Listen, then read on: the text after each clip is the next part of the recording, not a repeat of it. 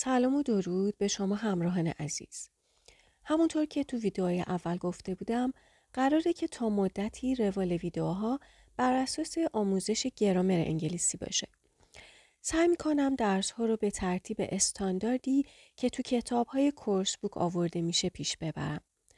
برخلاف روال کلاس هم اینجا درس ها رو به زبان فارسی توضیح میدم که برای همه قابل استفاده باشه.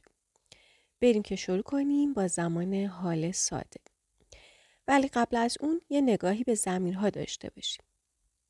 I, you, he, she, it, we, you, they. خب چه وقتهایی از زمان حال ساده استفاده میکنیم؟ حال ساده یا present simple در این موارد به کار برده میشه. برای اشاره به حقایق زندگی و طبیعت مثل It's very cold today. I like apples. Tehran is the capital of Iran. برای حرف زدن در مورد عادتها و روتین زندگی مثل I normally get up at 7 o'clock. I never watch TV. He plays tennis on Fridays. خب یه نکته مهم در مورد حال ساده این که بذارید اینطوری بگم. در زبان انگلیسی برخلاف فارسی صرف فعل با ضمیر تغییر نمیکنه.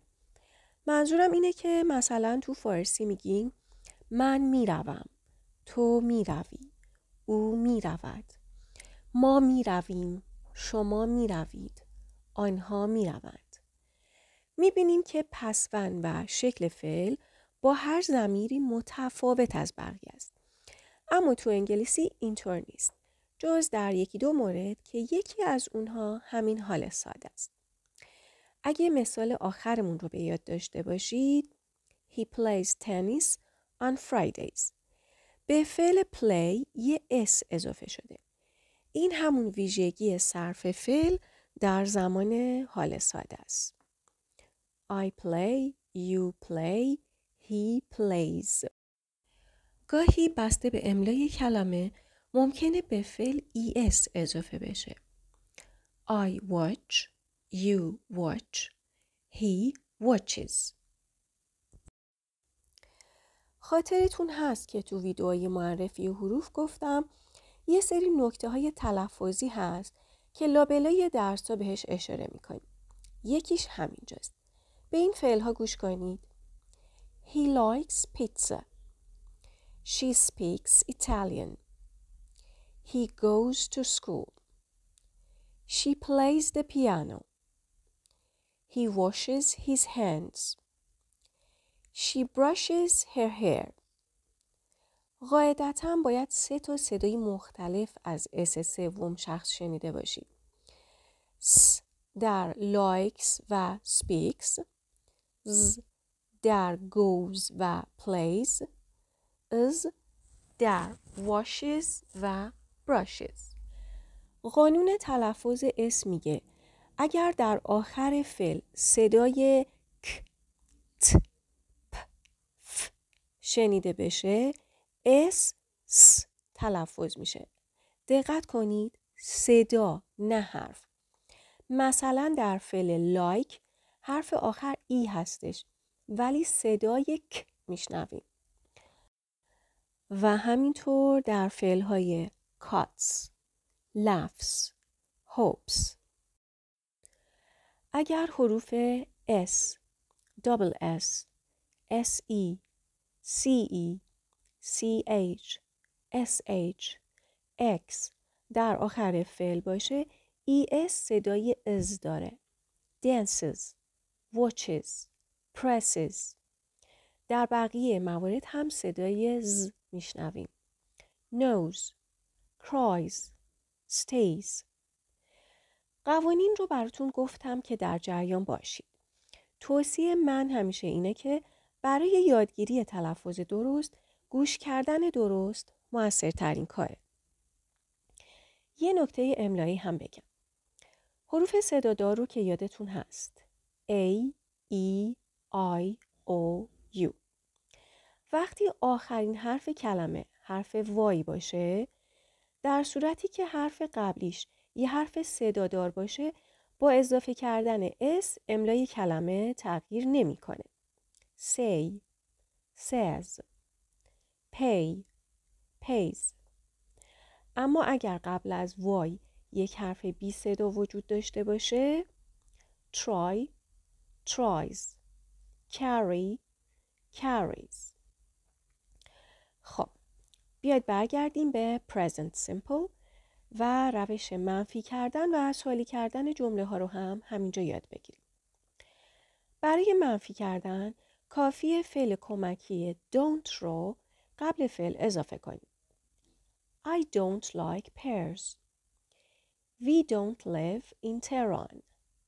They don't watch TV. در مورد سوم شخص مفرد به جای don't از doesn't استفاده می کنیم و در این حالت دیگه به فعل اصلیمون اس نمیدیم چون doesn't خودش اس داره. این مثالا رو ببینید. She doesn't go to school. He doesn't have a sister. It doesn't rain much in July. ساده بود نه؟ سوالی کردنش هم همینقدر ساده است. do یا does رو ابتدای جمله قبل از فاعل میاریم و طبیعتاً باز هم به فعل سوم شخص اس نمیدیم. Do you play basketball? Do they work in a bank? Does he drink lemonade? Does she speak Spanish? یه نکته خیلی مهم این که فعل‌هایی که در دسته فعل‌های کمکی باشن از این قاعده مستثنا هستن و خودشون نقش do و does رو به عهده میگیرن. به این مثال ها توجه کنید. I am not a nurse. You cannot play the guitar. Are they from Paris? Can she make a cake? احتمالاً میپرسید فعل‌های کمکی چیا هستن؟ اجازه بدید این رو توی ویدئوی دیگه کامل براتون توضیح بدم. در اینجا فقط اشاره میکنیم که فعل to be در زمان حال ساده 3 تا شکل داره.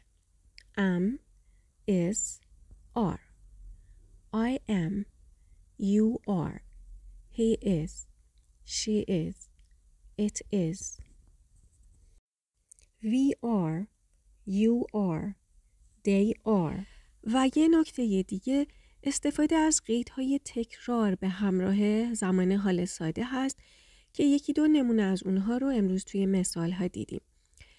I normally get up at 7 o'clock. I never watch TV. کلمه های normally و never جزء قیدهای تکرار هستند که توی ویدیو تکمیلی اونها رو مفصل براتون توضیح میدم. تا ویدیوی بعد و درس بعد درس‌های این جلسه رو مرور کنید، ازش نوت بردارید، سعی کنید جمله بسازید و مثال بزنید و اگر سوالی داشتید حتما توی کامنت ها بپرسید. مراقب خودتون باشید. خانم تیچر هستم. به زودی برمیگردم.